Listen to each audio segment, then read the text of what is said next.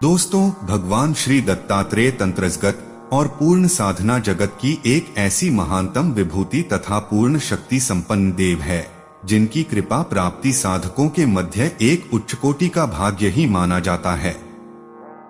नाथ संप्रदाय के महासिद्ध जिनकी साधना ज्ञान की थाह पाना संभव ही नहीं है, ऐसे ज्ञानपुंज के समक्ष कई ब्रह्मांडीय पुरुष भी अपना सिर हमेशा झुकाकर जिनकी अभ्यर्थना करते हों, उस दिव्य देव श्री भगवान दत्तात्रेय के विषय में क्या कोई लेखनी लिख सकती है।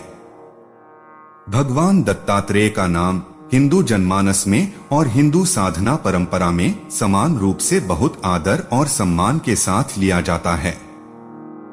इन्हें गुरु और भगवान दोनों का दर्जा प्राप्त है। दत्तात्रेय जी शीघ्र कृपा करने वाले देवता कहे जाते हैं। भगवान दत्तात्रेय ब्रह्मा जी के मानस पुत्र, ऋषि अत्रि और कर्दम ऋषि की कन्या तथा सांख्य शास्त्र के प्रवर्तक कपिल देव की बहन सती अनुसुईया के पुत्र थे। कई ग्रंथों में यह बताया गया है कि ऋषि अत्रि और अनुसुईया के 3 पुत्र हुए।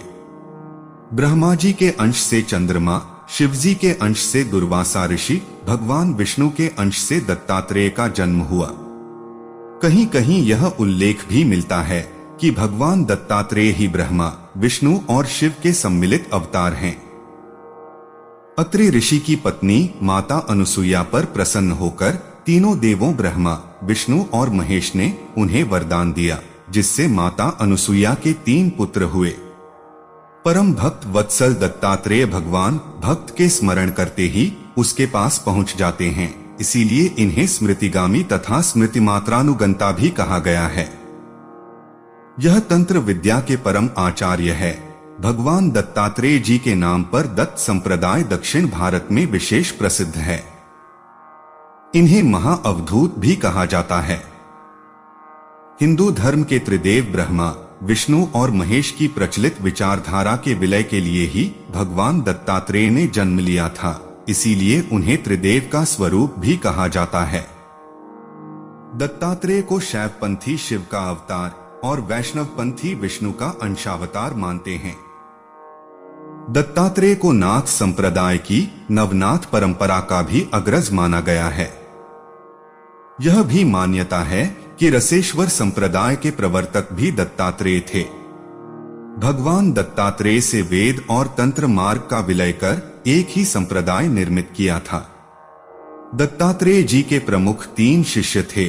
वो तीनों ही राजा थे, 2 योद्धा जाति से थे तो 1 असुर जाति से। उनके शिष्यों में भगवान परशुराम का भी नाम लिया जाता है। 3 संप्रदाय वैष्णव, शैव और शाक्त के संगम स्थल के रूप में भारतीय राज्य त्रिपुरा में उन्होंने शिक्षा दीक्षा दी। इस त्रिवेणी के कारण ही प्रतीक स्वरूप उनके 3 मुख दर्शाए जाते हैं, जबकि उनके 3 मुख नहीं थे। मान्यता अनुसार दत्तात्रेय जी ने परशुराम जी को श्री विद्या मंत्र प्रदान की थी। यह मान्यता है कि शिवपुत्र कार्तिकेय को दत्तात्रेय ने अनेक विद्याएं दी थी। भक्त प्रहलाद को अनासक्ति योग का उपदेश देकर उन्हें श्रेष्ठ राजा बनाने का श्रेय दत्तात्रेय को ही जाता है। दूसरी ओर मुनि सांकृति को अवधूत मार्ग, कार्तवीर्यार्जुन को तंत्र विद्या एवं नागार्जुन को रसायन विद्या इनकी कृपा से ही प्राप्त हुई थी। गुरु गोरखनाथ को आसन, प्राणायाम, मुद्रा और समाधि चतुरंग योग का मार्ग भगवान दत्तात्रेय की भक्ति से प्राप्त हुआ।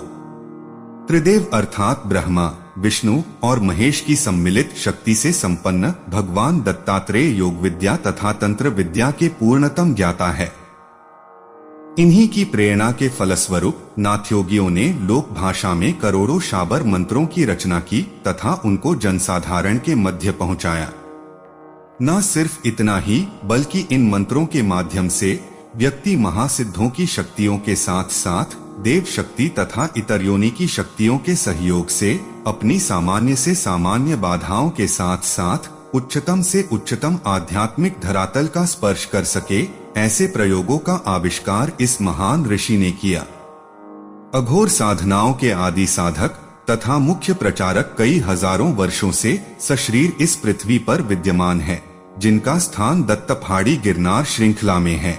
तथा कई साधकों ने उनके सशरीर दर्शन का सौभाग्य भी प्राप्त किया है। सैकड़ों वर्षों से समय समय पर कई सिद्ध गुरु अपने शिष्यों के मध्य ऐसे प्रयोग प्रदान करते थे। इसी के माध्यम से भगवान दत्तात्रेय का आशीर्वचन उनको प्राप्त हो तथा अपने भौतिक और आध्यात्मिक जीवन में वे सक्षमता को प्राप्त कर सके। लेकिन ऐसे प्रयोग दुर्लभ और गुरुगम्य ही रहे, जो कि जनसामान्य तक नहीं पहुंच पाए। यूं तो भगवान दत्तात्रेय से संबंधित कई गुप्त विधान हैं, जिसके माध्यम से साधक उनके प्रत्यक्ष दर्शन कर सकता है, लेकिन वे विधान अति असहज, श्रमसाध्य तथा कठिन है, जिसमें साधक को एक निश्चित जीवन क्रम कई दिनों या महीनों तक अपनाना पड़ता है, जो कि आज के युग में साधारणतः संभव नहीं है। लेकिन इन प्रयोगों में एक प्रयोग ऐसा भी है जो कि सिर्फ एक रात्रि में ही संपन्न हो जाता है, जिसके माध्यम से साधक उसी रात्रि में स्वप्न में भगवान दत्तात्रेय के दर्शन प्राप्त कर प्रत्यक्ष कृपा दृष्टि का साक्षी बन जाता है। अगर साधक की कोई समस्या है तो उसका निराकरण भी उसे इस प्रयोग के माध्यम से प्राप्त हो सकता है, जिसमें स्वयं भगवान दत्तात्रेय उनको मार्गदर्शन प्रदान करते हैं। इस विशेष प्रयोग को पारद शिवलिंग के माध्यम से पूर्ण संपन्न किया जाता है। जब बात पारद के विषय में की जाती है तो इसका अर्थ किसी भी प्रकार के विग्रह का विज्ञापन नहीं होता है, अपितु जिन्होंने भी सद्गुरुदेव के प्रवचनों को सुना हो, समझा हो, तो उन्हें पता ही होगा कि मात्र पारद से ही पूर्णता प्राप्ति संभव है। जब अंतिम तंत्र अर्थात पारद तंत्र का प्रयोग ही स्वयं की साधना उन्नति के लिए किया जाए तो असफलता भला कैसे मिलेगी। चलिए आपको साधना विधि को बताते हैं। साधना विधान। मित्रों, इस प्रयोग को साधक दत्तात्रेय जयंती अथवा किसी भी गुरुवार को या किसी भी शुभ दिन शुरू कर सकता है। साधक रात्रि में ही इस प्रयोग को कर सकता है। इसके लिए साधक स्नान आदि से निवृत्त होकर लाल वस्त्र को धारण करना चाहिए। आसन के रूप में लाल वस्त्र का उपयोग करना चाहिए। साधक का मुख उत्तर दिशा की तरफ होना चाहिए। सर्वप्रथम साधक को सामान्य गुरु पूजन करना चाहिए तथा गुरु मंत्र का कम से कम 4 माला जाप अवश्य करना चाहिए। फिर सद्गुरुदेव जी से श्री दत्तात्रेय आवाहन साधना संपन्न करने की अनुमति लेकर उनसे साधना की निर्बाध पूर्णता और सफलता के लिए प्रार्थना करें। इसके बाद साधक को भगवान गणपति जी का स्मरण करके एक माला किसी भी गणपति मंत्र का जाप करना चाहिए। फिर गणपति जी से साधना की निर्विघ्न पूर्णता और सफलता के लिए प्रार्थना करें। इसके बाद साधक को चाहिए कि वह साधना के पहले दिन संकल्प अवश्य करें। साधक को अपने सामने एक बाजोट पर विशुद्ध पारद से निर्मित प्राण प्रतिष्ठित तथा चैतन्य पारद शिवलिंग को स्थापित करना चाहिए। पारद शिवलिंग के पास ही भगवान दत्तात्रेय का चित्र या यंत्र रखे। साधक भगवान दत्तात्रेय के यंत्र या चित्र का पूजन करे। उसके बाद साधक पारद शिवलिंग का पूजन संपन्न करे। साधक को पूजन में गुग्गल का धूप प्रज्वलित करना चाहिए और दीपक तेल का हो।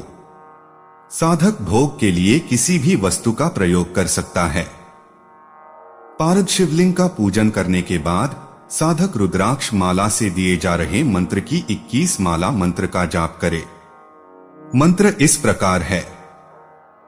द्रा द्री द्रु दत्तात्रेयाय स्वप्ने प्रकट प्रकट अवतर नमः। मंत्र जाप पूर्ण होने पर साधक समस्त जाप भगवान दत्तात्रेय को एक आचमनी जल छोड़कर समर्पित कर दें।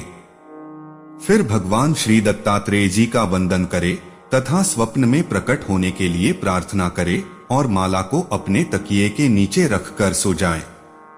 यह साधना 1 दिवसीय ही है। आप चाहे तो इसे 11 दिनों तक भी संपन्न कर सकते हैं। इस प्रकार साधना करने से भगवान दत्तात्रेय साधक को रात्रि में स्वप्न में दर्शन देते हैं तथा उसकी जिज्ञासा को शांत करते हैं। साधक माला को कई बार उपयोग में ला सकता है।